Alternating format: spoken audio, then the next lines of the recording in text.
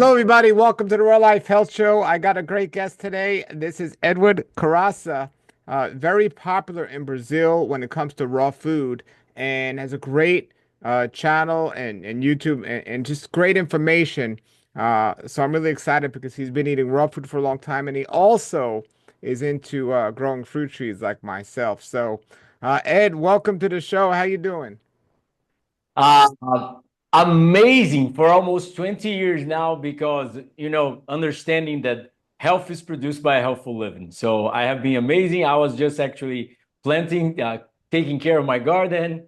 We're having some drought over here for a few months. So uh, it's sad for the environment because people are not taking care of the planet, but I'm feeling awesome. And thanks for inviting me. Thanks for, letting me showing a little bit of what I have learned from the science of raw foods for the last 20 years. Great, great. So, how long have you been on a raw food diet? 18 years and 5 months or 6 months right now. Okay, when you grew up, were you into eating raw foods or were you just eating just the standard diet? And what made you decide to switch over? Actually, I grew up eating the terrible, worst nightmare diet you could ever imagine. I think it was even worse than the sad diet, the standard American diet. Uh, and I was sedentary, lived playing video games, and I was eating a lot of crap. So when I was 17, I became one of the world top players in Counter Strike, a computer game that is a shooting game that we used to travel the whole world. We were paid like cyber athletes to travel. So I started having worse lifestyle habits than I already had. So I got really sick when I was 22 with diabetes, terrible back pains. I was about to do a surgery on my back, on my nose. I had terrible allergies, respiratory problems, digestive problems. So I had a lot of sickness since I was young. But when I was 22, my health was deteriorating quite fast. And I went through every possible medical doctor that I could, some of the best in Brazil, and they were always like surgery, pills, pills, surgeries, but they were fat, they looked sick. Unfortunately, I'm not, mocking them, but they didn't look healthy. So I felt like this is not the answer, right? I'm not looking in the right places. So I started looking into natural medicine, like osteopathy, chiropractors, acupuncturists, all the natural remedies that I could find. And still, I didn't find any answers whatsoever. I didn't felt any better. So I kept searching, and then I stumbled upon an article in a newspaper in Brazil on the internet, actually, Demi's Moore raw food diet. And I was like, raw food diet, what is this? And I typed on Google raw food, and I was like, so many people talking about I got cured from this and from that. I function better. There was so much logic behind raw foods. I was like, okay, I actually came back to live with my parents at that month because I was losing my spot on the team as a Counter Strike player, right? And then at the time I saw that on the internet, I ran downstairs and I said to my mom, like, don't cook my food anymore. I'm not eating cooked food ever again. And like that's being 18 years and a half. I made a lot of mistakes. I tried at the same day, I tried to eat some raw sweet potato. I tried to eat like unripe pineapples. I did many mistakes, but that was pretty much the beginning. I wanted to play better because I was a professional athlete, cyber athlete, as you may call. But nowadays, the cyber sports are way bigger than it was back in the days. They're millionaires nowadays, much more than many soccer players. And I was actually not focusing on my health. I was just focusing on playing better. But for sure, I was feeling so lousy and having so much pain that I wanted to get in better shape as well. Wonderful, wonderful. So, was this at all popular in Brazil at the time where people are eating what's known as a raw food diet? No, it is still not popular here yet. although I have somewhere around 1 million followers in social media, and I have managed to grow the raw food movement and the hygienic fasting concept over here, because I'm pretty much the only one who was teaching that like 20 almost 20 years ago. And nowadays I have some students that started like teaching as well on the internet. But still, I focus on the scientific literature. I focus on studying what nobody else studies, because even in the raw food movement in America and even in other countries, I see a lot of people talking about recipes, talking about how good they feel, but they don't talk too much about the science. So we get too much discredit by the scientific community. So I felt like I have to do something about it, because people will only listen to me if I have like not just the logic, the results, but the science behind me. So I wrote 10 books on these throughout these 18 years, and I studied too much. I went to university to study nutrition, because here it's like 5 year university, different from most countries that is like 2 to 3 years. And I understand, I can talk scientifically about fasting and a lifestyle medicine and a raw food diet. So tell So us no, about it was not normal here eating raw foods, but it's getting bigger. The bigger the more we talk about it. So tell us about your process and your body and what you do on a regular basis. So I know there's many different ways to eat a raw food diet. So what do you do? What would you classify like the type of raw food diet you're eating, and tell us a little about your health, and do you monitor your blood work, and what time do you wake up and go to sleep every day? For sure. I would classify myself as a natural hygienist, because I don't focus on health. I focus on the whole lifestyle. And natural hygiene for me back then was the most logical way to approach my health. And for sure, the natural hygiene diet was also the most sound, because I saw the living food diet, like back then it was too complicated. You have to sprout and then dehydrate, you have too many cheeses and milks, and too many fat. I was, I wasn't, I felt that was not the way. And I found some people talking about fruitarian diets, and I was like, no, eating only fruit, that is not going to work as well. So I found Dr. Douglas Gray in 80-10-10 diet like 2 months after he just published the book. And I felt like this is it. This guy is fit. He's talking logic. He's talking science. I gotta try this. And when I tried, I managed to maintain myself raw, because the first 2 months I didn't know how to do a living food diet. I didn't know how to do a frugivore diet. So I ate fruit, a lot of fruit, almost no vegetables, because I didn't like them. So I didn't manage to maintain the diet. I started losing a lot of weight, but I was not worried, because I saw fasting was a good thing, right? So I got like probably like 30 pounds less. I was skin and bones, but I was feeling awesome. And then I continued to look. I found Douglas Gray, and then I adopted a frugivore diet, and that's pretty much what I have been doing for the last 18 years. I have done many long water fasts, like 39 days, 24 days, 23 days, 19 days, and a lot of other smaller fasts from 15 to 10 and 7. And yeah, after Doug, I started studying Herbert Shelton and the medical vegan doctors, Barnard, Esselstyn, McDougall. And then I went from books to scientific research, scientific papers.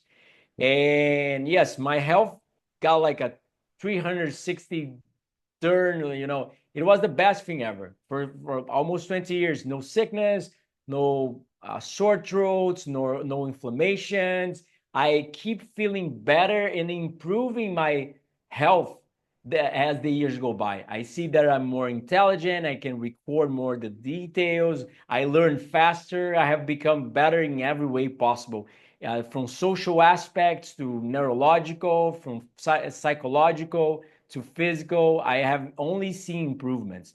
The only downside I had was around 12 years of raw veganism. I went B12 deficient. That was the only issue that I had for these last almost 20 years, right? So the diet and the lifestyle is perfect, but many people approach in a wrong way. So that's why they think maybe it doesn't work. But in the beginning, I was pretty much strict 80-10-10. Like, no, I wouldn't even use an onion. In the first months, I didn't want to even to use a blender. Like I'm going to destroy the fiber, oxidize the nutrients. So, I have to cure myself. And I didn't know what I was doing, right? Back then, 20 years ago, there was no info on veganism. There was not that much info on health, lifestyle medicine, not even I was just reading Herbert Shelton's books and Doug's books, buying them from Amazon. So I didn't know how to carry on. But nowadays I use some legumes, like sprouted chickpeas, lentils, and peas. Some fresh beans once in a while. I eat a little bit more fat than I used to back then because I usually go like for a month or so without any overt fats, without any nuts and seeds. And yeah, for sure. Nowadays I eat some algae once in a while. I try to have some intake of mushrooms once in a while. So you went, And so you were doing 80-10-10. Did you stop doing that? no, I didn't. But uh, it is a long process, and not just of empirical process, but also from scientific process and even what I want in life. For example, doing 80-10-10, it's the best feeling I ever had and have. But for sure, you don't get the same look, the physical anthropometry, as we call in science, that people eating more high protein, more high fat does. Because when I eat like legumes, etc., I get more bulked and lean and shredded. So that is not good from a physiological perspective if I want longevity and health, because the lower protein intake actually increases, upregulate, as we call in science, mTOR and IGF-1. So we live longer and downregulate IGF-1 and mTOR. If you have a high protein intake, you upregulate mTOR and IGF-1. If you lower your protein intake and you lower your calories, you have higher IMPK, sirtuins, and FOXO. That means it's like a seesaw between growth and repair. So the body can do the both at the same time. So the time you eat calories and protein, the body understand it's time to grow. We have bricks, so we are going to grow more muscle, more cells. But at the same time of growth, he reduces the repair mode. So people get more cancer, heart disease, diabetes, inflammation, oxidation. So the time I understand that I need less calories to survive and to be healthy, but we look a lot more skinny and society see us as sick because they're used to see chubby people full of salt, full of garbage that get dehydration and get to, uh, not just chubby. When you get too much salt, water retention, what do you guys call? Yeah, yeah, I understand what you're saying. But so so where are you at with diet now? So you're not eating 80-10-10, you're not doing natural hygiene, but you're still doing raw vegan 100% and with some sprouted foods and supplement wise Exactly. you added B12 I, and I see myself as a frugivore, as a we are anthropoid primates. So we were made to eat primary fruits, leaves, and nuts and sure, seeds. sure. Let me ask you But how go ahead, go ahead. I just changed the 80-10-10 a little bit to add some legumes and some nuts and seeds, a Okay, little bit more. okay. How old are you? 41. 41. Do you monitor your blood work? Yes, not pretty frequently, but I do. Once in a while, once every 2 years, something like that. Okay. Uh, Tell us about how often you eat throughout the day. What time do you normally wake up and go to sleep? Usually I pay attention a lot, more, even more in the last 6 years to chronobiology and chrononutrition. So for these last 20 years, I have been doing intermittent fasting. I usually eat at noon and at dinner, but I have a really early dinner around 5 p.m. So I have an eating window of around 6 hours per day and 18 hours of fast. Uh, at my house, I have circadian lightning because nowadays I have a wife and she has children, so we live the three of us. But for all this time, I haven't done electric lights at night because of chronobiology. Because when we see the blue lights, we turn on the melanopsin on our eyes, the photoreceptors, capture that blue light and make the chronosynchronization of our brains in the suprachiasmatic nucleus worse. So we have a clock on our brains that is the master clock that controls the other clocks in the body. So we have to synchronize this clock with several different Zeitgebers, as we call in science. We have different givers of time that actually help to synchronize the clock. One of the main synchronizers is light. So we wouldn't see electric lights in nature. After 6 p.m., there would be no more lights. So we are not made to eat late at night or to see light late at night. When we do that, we make everything on our physiology works. You increase inflammation, you increase cholesterol, triglycerides, blood pressure, insulinemia, glycemia. So you change a lot of things in terms of epigenetics, hormonal modulation, metabolism, microbiota when you live at night. So I prefer to sleep around 8 p.m. and to wake up at 5 a.m. and to have dinner no before 6 p.m. It's not every day, it's not every time that I manage to do that, but for sure, I maintain that parameters for almost 20 years now. Wow, wow, amazing. I'm in full agreement with you there. So at nighttime, do you turn on the blue lights at 6 o'clock? Is that how it works?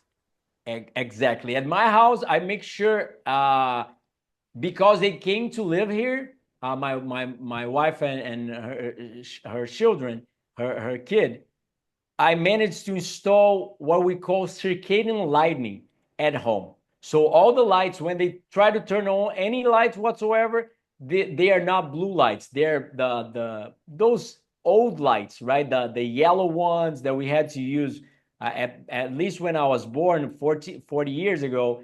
We didn't have those blue lights. So I managed to make the lights as bright as possible with dimmers and also lamps, small lamps. You guys call lamps, right? Abajur, lamps just beside your bed. You have like those small lamps. I make them the lowest possible and the lowest amount of lights as possible because the the angle that the lights hit our eyes influence the synchronization of our circadian rhythm. So I want the lights coming from down under and also really dim, really low intensity. So my brain doesn't think it's morning and increases DNA damage, reduces DNA repair, and a lot of other biological mechanisms. Wow, wow, amazing. So, what about your wife and your child? Do they eat the way you do? Nah, unfortunately not. But they, living with me, they get pretty much influenciated because, for example, I moved from Rio de Janeiro to Saquarema. It's a small city here close to Rio de Janeiro. So we live inside a city, but a small city, and it's like a farm. It's around 3,500 square meters over here. So we are surrounded by 350 fruit trees. The beach is like 4 blocks away. So they end up having sleep early. They end up eating a lot more plants and whole foods and fresh foods. We have a lot of fruits over the garden every day. We do a little bit of gardening of vegetables as well. So for sure, they still eat some processed food, but it's a lot less than back then. Sure. Well, that's great. So, in what you do with your books and how you help people, what do you coaching and consultation? Yeah, for sure. Because I'm a nutritionist, or else I couldn't do consultations here in Brazil, right? So I'm a nutritionist. I can prescribe diet plans for people and help them with other things that a nutritionist can do here in Brazil legally, right? Because, for example, we cannot prescribe, for example, vitamin B12 in 5,000 micrograms because that just a medical doctor would have. But I didn't went to medical school because I don't want to be a medical doctor. I think being a nutritionist can influence much more in terms of health than the usual allopathic medicine. So yes, for sure. I do nutritional consultations. I have written 10 books, 6 of them in terms of science. So I have like hundreds of uh, bibliographical numerical references on each one of them. So, for example, one of them have like more than 600 studies quoted on the book, right? So I'm pretty sure that I'm advancing natural hygiene in terms of science to update what Herbert Shelton used to say like 100 years ago. But now I'm showing what he had grasped a little bit in terms of logical and science that we had back then. Now we can prove it, way better. And so, yes, there's 6 scientific books, 4 recipe books. I run retreats here in my space. It's a touristic city that happens to the World Surf Tournament, the last stage for the World Surf Tour. And so the retreats are pretty good because people can interact, learn some science, learn some culinary. I managed to make like pies, cupcakes, and any lasagna, anything that you can manage, you imagine, into a natural hygiene, almost 80-10-10 style, right?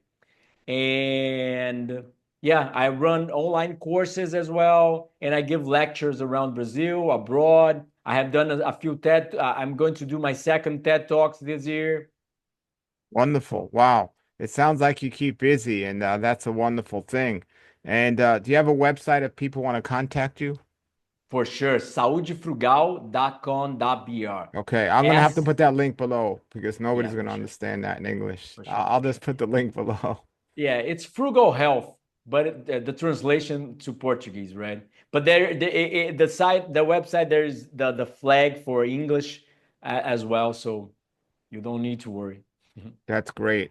And I'm sure you've had a lot of success stories and people that have come to you with diseases that have gotten better because you put them on the diet we're supposed to be eating, right? It's impossible. It's impressive. It's like anybody would say it's a miracle, but I don't think it's a miracle. It's just what the human body can do when you provide the biological needs. I usually tell my patients I compare human health to plant health because I try to plant a lot of rare fruit trees here in my yard. And for example, some trees like durians and rare tropical jungle fruits, they need a little bit more of nutrients in the soil, a little bit of more humidity on the soil. They are a little bit more needy than, for example, bananas and mangoes and jackfruit. So you can easily see by a plant if the plant is thriving, surviving, or dying. If the plant is growing pretty fast, putting out new leaves, it's strong, you can see that it's thriving, it's receiving everything it needs. So when you go to a botanic and you say like my plant's not thriving, it's not growing, what I'm doing wrong, the botanic will tell you like it's a lack of water, it's a lack of a good soil, a good amount of sunshine. He always knows there's the details about their biological needs. He doesn't think never it's a lack of surgeries, pills, and potions, and injections. But when we're talking about human health and you go to the medical doctor, he doesn't ask you like how much are you sleeping? How much exercise are you getting? How much water? How much natural foods? He doesn't pay attention to your biological needs. We are creatures that have evolved in nature for millions of years. We still have the same DNA, the same biological needs. But people nowadays think that they can eat, drink, and be merry and not pay the fiddler, as Herbert Shelton used to say. Yeah. People think that they can do anything and afterwards just take some remedy and that everything will be okay. And I don't believe that. I haven't. My experience as a clinical nutritionist for almost 10 years haven't showed that. I see people every day with any kind of diseases, and they always get a lot better or even 100% better when they adapt chronobiology, chrononutrition, some time in nature, diet, exercise, sunshine, and for sure, proper sleep. Because chronobiology and chrononutrition is not just sleep itself, but a lot of other details. So, and also environmental toxins that people, they cook with non-sticking pans and a lot of other stuff that they can be using and that can be damaging their health without them realizing it. So yes, I have seen a lot of people suggesting. I cannot prove it, so I'm pretty cautious with that, saying that people got cured or anything like that because I can get sued. But for sure, you have a lot of statements in my channel, in videos from people saying that they healed from heart disease, cancer, diabetes, rheumatoid arthritis, and a lot of other autoimmune diseases, and even got almost 100% healed from type 1 diabetes. I wouldn't say heal, got a lot better from type 1 diabetes, etc. So, yes, it's impressive what the human body can do when you provide the essential needs of life. Amazing, amazing. So I got two questions before we finish. So the first one is, as a nutritionist, when you said you developed B12 deficiency, was this something you discovered through blood work, or did you just start feeling something was wrong? I started feeling something was wrong. But I took a few months until I went to do blood work. I started having digestive issues. Like I couldn't digest pretty well, like it was like burps, and it kept hurting. Every time I ate like some dense fibers, like vegetables or more denser fruits, when I ate like some watermelon and watery fruits, I didn't feel it. But I kept seeing some symptoms, and then it was 12 years without supplementing B12, right? I kind of knew that it was probably B12. So when I went to do the blood work, my B12 was really really low, and I just knew how to manage it. Right. And the last question is, so you're 100% raw, or do you eat any cooked food at all? I can say I'm 100%, 99% of the time, because for example, because I teach, I ended up creating a course with steamed recipes. And when I give the retreats, I teach them how to warm up the food a little bit. Like using, for example, lentils, you heat them up in the pan for like 3 minutes. So, depending on the classification of people thinking what they're raw or not, I would say I'm 100% raw. But for sure, I have eaten some steamed food, not never cooked for like 20 minutes in a pot or a pan along these years. I have eaten a few steamed recipes once in a while when I teach, or doing that, warm it up a little bit for a few minutes on a pan like chickpeas or lentils, so it breaks a little bit of the starch and the food looks and tastes a little bit more like cooked food, but it isn't. But it's not what I do in my daily life. It's mostly when I teach. Sure. And so what do you recommend for your clients? Do you say they need to go all raw 100%, or is it on an individual basis? What do you recommend?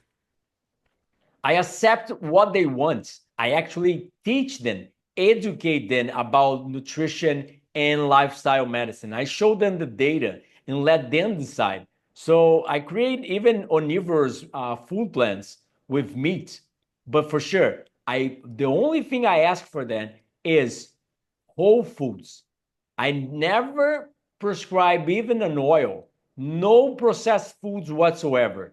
But for sure, if they want to include meat or eggs or fish or dairy, I allow them and I put them on the I put it on the plan. But I educate them saying, look, this is not the highest nutritious food and is also correlated with a higher increase or morbidity and mortality from all causes, as we know. That means it increases diseases and death from all kinds of diseases in terms of epidemiology terms. So I teach them, make them aware, but I let them decide. I just say I'm not going to put any processed food, even olive oil, on your food plan. So you decide what you do next, but your uh, the food plan that I create for you will be only whole foods, like 95, 97% plant-based, and some animal protein if you want it, and some steamed cooked food if you want it, right? I try to make as clean as possible the diet, but I allow them to decide for themselves, because if you try to force them too much, you end up losing the patient and you instead of helping him. Sure. Well, thank you so much for taking the time out of your busy schedule to come speak to us here. And I want everyone to check you out, especially if somebody's in Brazil or even here in the United States and you speak Portuguese, or you're just looking for just more information.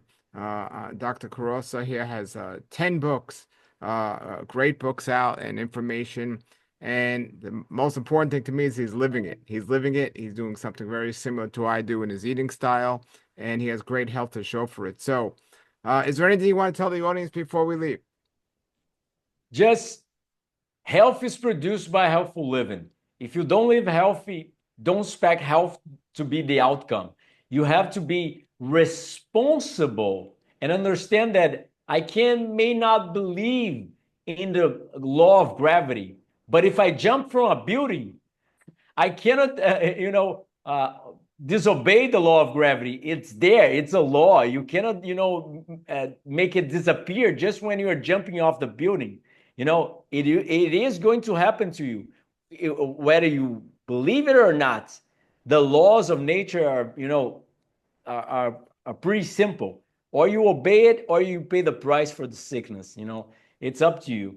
I chose to be responsible for my health, to study a lot, to understand the details, to apply to my daily living, because I know I'm more intelligent, I'm more healthy, I look better, I feel better, I function better, I can do my sports better. I love tennis, for example. That is actually the longevity sport in terms of science.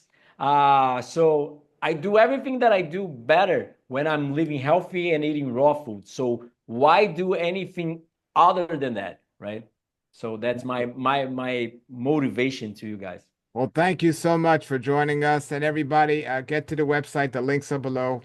And everything he said is true. And no matter where you are with your health, you can improve. So thank you, Dr. Edward Corassa, and everybody have a great day and a great raw life. Nature's wealth, good for your health. This is the Raw Life Health Show.